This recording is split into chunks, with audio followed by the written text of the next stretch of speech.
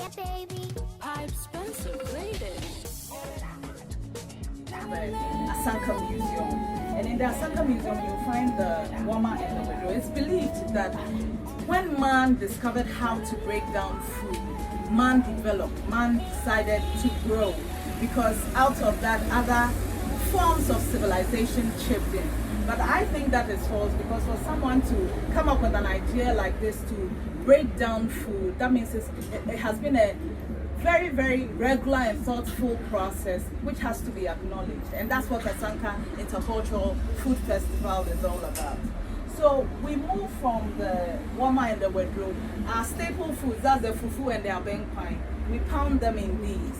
I mean, if you go to the Shy Hills, there's evidence, visual triggers that teaches us that our people even opted for stone to pound their grana, to break down food so that it will be easy for digestion. And it's just like mastication. So here you will find a model of the fufu, the pounding machine. An inventor decided that he was going to model one with wood. So as you can see, we've written a failed grinding machine because he did it, but it wasn't so successful. I think it has to be considered, because you hardly find people trying to mimic the traditional way of cooking, and I think it's remarkable. Here we have one of the first fufu pounding machines that were invented in Ghana here. It's very, very cranky and antique, but this is very, very valuable because it gives you an idea that Ghanaians are constantly trying to find alternatives to their way of life. And that is what Asanka Intercultural Food Festival is also about. It's about that intercultural way of life, how we live together and how we bridge the gap between ourselves and others. If you come to this table, we have different kinds of pots. Of course, the Asanka means pots. Asanka means pot. It was named after the fact that if you say Asanka, it means come, let's gather. It's a pot where we eat, we gather to eat together. So up here we have water pots. These pots are for water, boiling water or just serving water. I mean, if you go to a typical traditional Kwao home or Ewe home, you would find these pots at the entrances. We store the water in it, and when a visitor comes in, you pour out the water to them.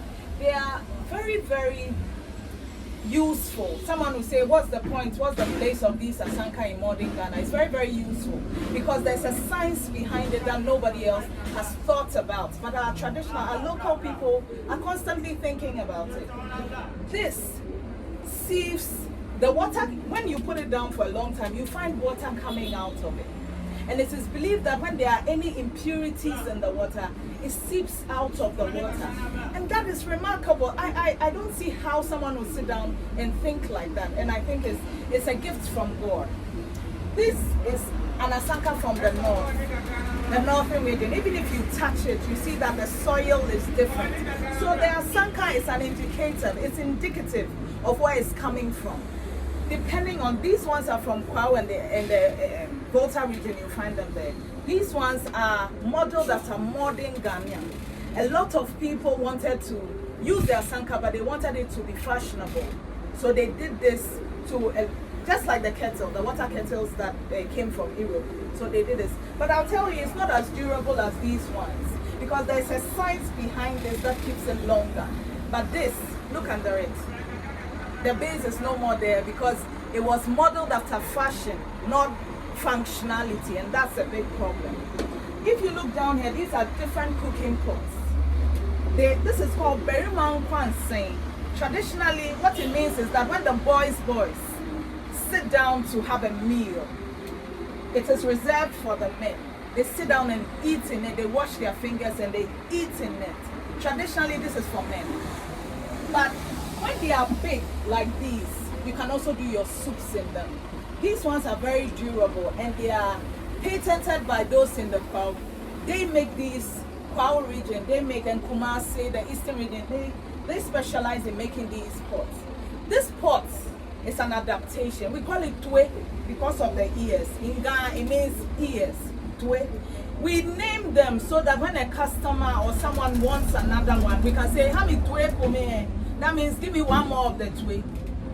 So then that's why we named it. But it's also a modern pot. So it has a lot of issues. If you look under it, you see when you cook in it, especially when you're using the gas for a very long time, it cracks up, and the different temperatures, sometimes it's hot, sometimes it's cold, it cracks it up, so it's not durable. But it's good to keep it. And remember, if you make pots, it's good to know what works and what doesn't work, so that you don't repeat your mistakes. If you look here, this is a modern pot. It was modeled after the chancing, the aluminium pots that we use in the house.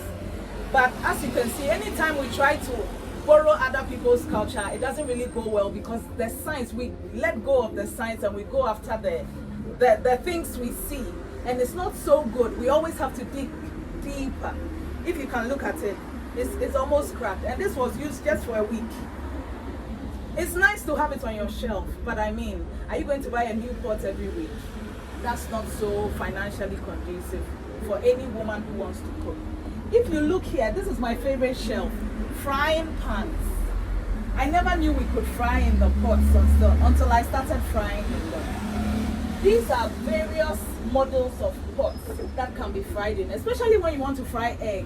You see, when you have a frying pan, it's very easy to have the egg coming out flat. But I realized that with the pots, it was so difficult because there are little holes in them that we do not see, but they exist. So these pots were made just for eating, but with experience, we realized that we could fry in them. So they are our frying pans.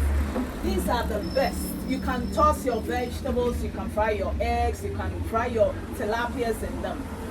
But look at this. After some time, they crack up. They crack up. Our mothers do a beautiful job with the pots. But I mean, I think those who have gone to school to learn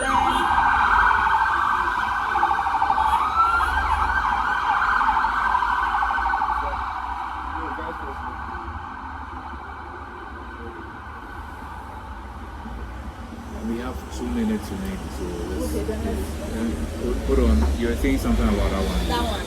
Yeah. So I think that this is where education comes in. I mean, if you love something, it's an invitation to go into that thing and learn more about it, just like somebody tried. So let's move on. This is also a frying pan. It's very, very fashionable, but how durable is it? But it's good to know that we can make all these things from pots. Now let's move on. In a traditional African home, when you go to a traditional African home, you will see a table like this and 2 chairs like this.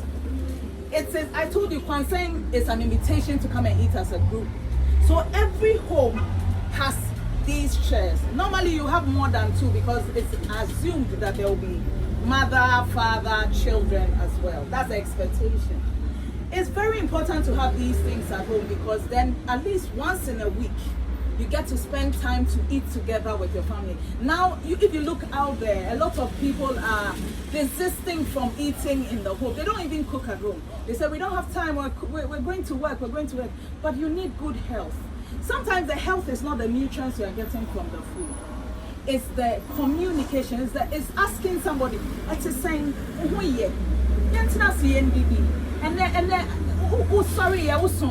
it's an opportunity to indulge in a conversation with the other person. That's why we believe that the Asanka Intercultural Food Festival is bridging gaps between cultures. We're going to have workshops with the African Americans. We're going to eat in an Asanka like this with them because a lot of us don't understand each other. And you'll be shocked that these pots were made to bridge that kind of disadvantage. My last thing is here, the 3-legged stove. I mean, we can't go without talking about the 3-legged stove. It's amazing. If you look at this model, most of the time, you'll see people using just bricks or blocks to do it. This is the traditional and the typical model of a 3-legged stove. It has been modeled in a way that the heat circulates, it goes round.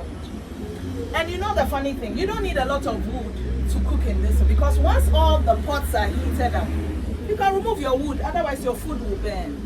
So you can use one stick of wood to cook the whole week. You don't have to cut trees every single time to cook. These pots have been made to heat up so they can cook your food. And the thing is that when you're cooking with an Asanka and your food with an aluminium pot, your food will take, 2 minutes. With Asanka, it will take 1 minute 50, maybe 1 minute 30 seconds. Because the Asanka heats up itself and can continue cooking up your food even when your fire is out. Isn't that amazing? I think it's a gift from God, and we have to celebrate it like we're doing now. And lastly, this is a pot from East Africa. People will say, why is it important? Oba or worry for Fufu.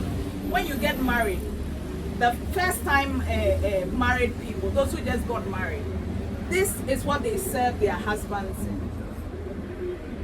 So, for instance, they put the rice here and they put the sauce here or the pepper here to show their love for the other person and to keep the romance going on in the house. And I think that is also amazing, that these pots have been modeled to keep the family together. Because you know what, it's not easy to run a home. It's not easy to have a family. It's not easy to be married. So I see that these pots tell our stories. They tell us that marriage is not easy. They tell us that life, above all, is not easy. So through the pots, what can we do? We can encourage each other to keep on living, because life is definitely worth it. Thank you so much for coming to the Asanka Museum.